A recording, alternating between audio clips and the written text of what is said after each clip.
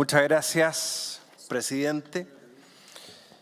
Quiero decir, en primer lugar, que conozco al ministro Sergio Muñoz hace alrededor de 30 años.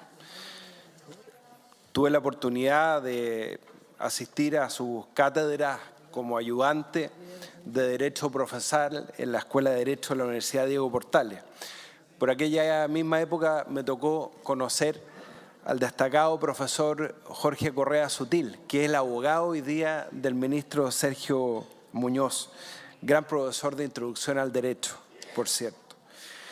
Sé muy bien y no pongo en duda, presidente, la trayectoria del ministro Sergio Muñoz, particularmente en materia de derechos humanos, de su resguardo del derecho a la vida, a la salud. Tengo claro lo que dicen sus colegas, quienes lo conocen, que se trata de un juez muy estudioso. Hoy enfrentamos un proceso complejo. Estamos ante el escenario de una acusación constitucional formulada por la Cámara de Diputados y este Senado debe resolver en calidad de jurado. Comparto todas y cada una de las críticas y creo haber sido el primero en advertirlo de la forma en que la Cámara de Diputados envió esta acusación constitucional al Senado. Y creo que resolvimos bien en comité el día lunes separar completamente estas dos acusaciones constitucionales.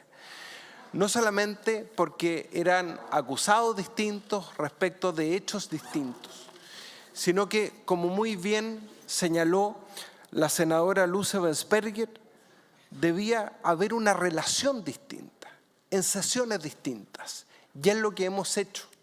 No es responsabilidad de este Senado que la mesa de la Cámara de Diputados, que hasta donde yo entiendo es más bien una Cámara y una mesa oficialista, y su secretario general fueran de la opinión de que la acusación debía evaluarse en forma conjunta. Pero nos rige el principio de inexcusabilidad, no solamente respecto al fondo, inexcusabilidad incluso respecto de los plazos constitucionales en que debemos pronunciarnos, porque además el plazo de días que establece la Constitución está establecido en la propia Carta Fundamental. Tal como ha señalado el día de ayer en una muy buena columna en el diario La Tercera, la decana de la Facultad de Derecho de la Universidad Alberto Hurtado, Miriam Enríquez, la acusación constitucional es un mecanismo de control para establecer la responsabilidad constitucional, no la responsabilidad penal. Por definición, señala, el jurado es un tribunal no profesional ni permanente que decide en conciencia, correspondiéndole establecer los hechos y declarar si el acusado es o no culpable. Al conocer un caso, aprecia la prueba con prescindencia de las normas legales a las que usualmente están sujetos los jueces profesionales para su valoración. Es decir, no se actúa con base a la prueba arreglada. Los senadores deben asignar a los hechos el valor que les dicta su leal saber y entender. Ello no significa en modo alguno que podamos fallar arbitrariamente, sino buscar restablecer el sistema institucional si se ha vulnerado. La causal de notable abandono de deberes, ya se ha dicho, ha sido parte fundamental de la estructura constitucional chilena. Su función es clara: permitir un juicio político sobre magistrados de los tribunales superiores de justicia cuando se considere que su conducta ha afectado gravemente el cumplimiento de sus funciones. Como se ha dicho, este tipo de juicio constitucional busca evaluar la responsabilidad de aquellos que ejercen cargos de alta responsabilidad dentro del Estado y en este caso particular en la Administración de Justicia. Sobre estas premisas procedo entonces a razonar sobre los capítulos acusatorios. El primer capítulo, ya se ha dicho, acerca de haber anticipado un fallo produciendo efectos patrimoniales y no haberse inhabilitado. Yo me pregunto, ¿es la prueba acompañada suficiente para estimar que se incurre en esta causal? ¿Podía el ministro Muñoz conocer de los negocios de su hija?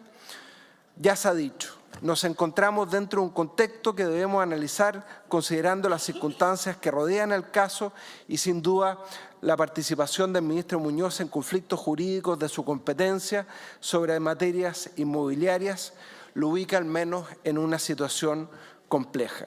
No quiero repetir el número de inmuebles en que aumentó el patrimonio de la hija del ministro Muñoz, ha dicho que de 7 inmuebles a 24. También se ha sostenido que el acusado, presidente de la tercera sala de la Corte Suprema, dio cuenta de la admisibilidad del recurso de casación que involucraba en calidad de recurrente a la inmobiliaria con la que su hija mantenía un contrato vigente. Asimismo, conoció de los alegatos de las partes el 19 de octubre del mismo año, alcanzando un acuerdo cuyo fallo se comunicó entre los ministros presentes en calidad de borrador.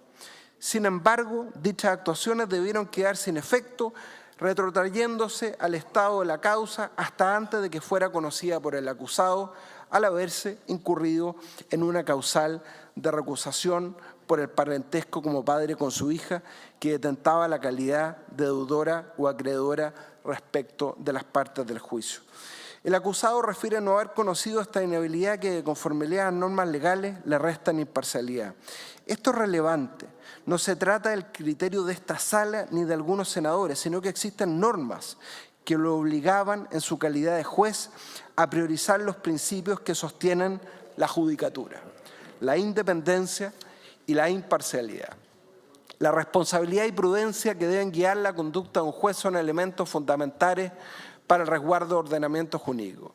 En este sentido, el ministro Muñoz, al conocer la habitualidad de su hija en la compraventa de inmuebles, tenía el deber de actuar con la debida precaución. Así, dado que sus decisiones podían afectar el patrimonio de su hija, debió abstenerse de intervenir o al menos haber consultado sobre su situación. No quiero repetir el patrón de conocimiento y familiaridad de la hija con la causa judicial que conocía su padre y el resultado de la misma.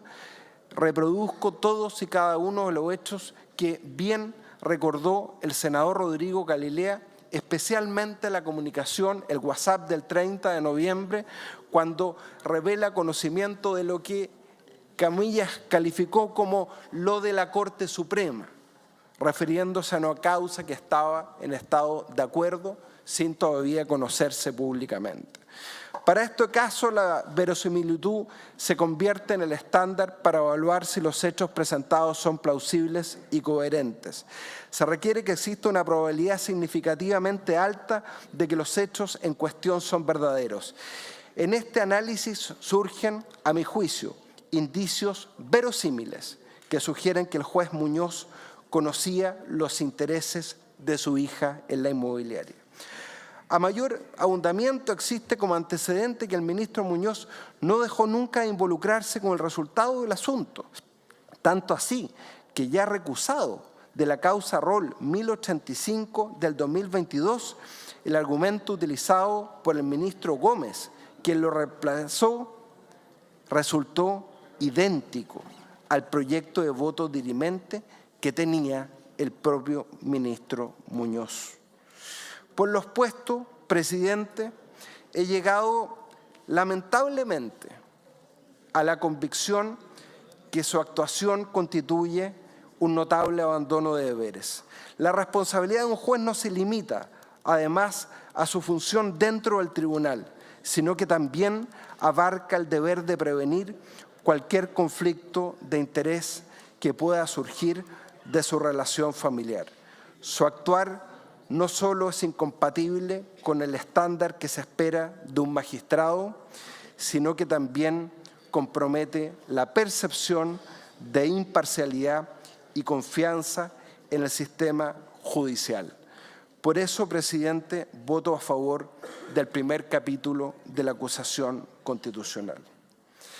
Respecto del segundo capítulo, no haber ejercido sus funciones correccionales y omitir denunciar la falta de su hija, no tengo el tiempo de reproducir los argumentos. Pero claramente, presidente, creo que la percepción pública sobre la integridad de un juez es vital para preservar la legitimidad del sistema judicial. El etos judicial, la percepción de que la justicia es desigual o que algunos jueces están por encima de la ley, genera daño. La ciudadanía espera que aquellos que administran justicia actúen con rectitud, tanto en su vida personal como en su vida profesional. No se trata de cualquier juez. Tiene la responsabilidad de estar investido del más alto grado dentro del Poder Judicial. Consciente de ello, la actuación avalada por el acusado se tradujo en un trato preferente, en generar privilegios dentro de su propio entorno familiar por sobre la administración de justicia. Y por eso también voto a favor del segundo capítulo de esta acusación, presidente.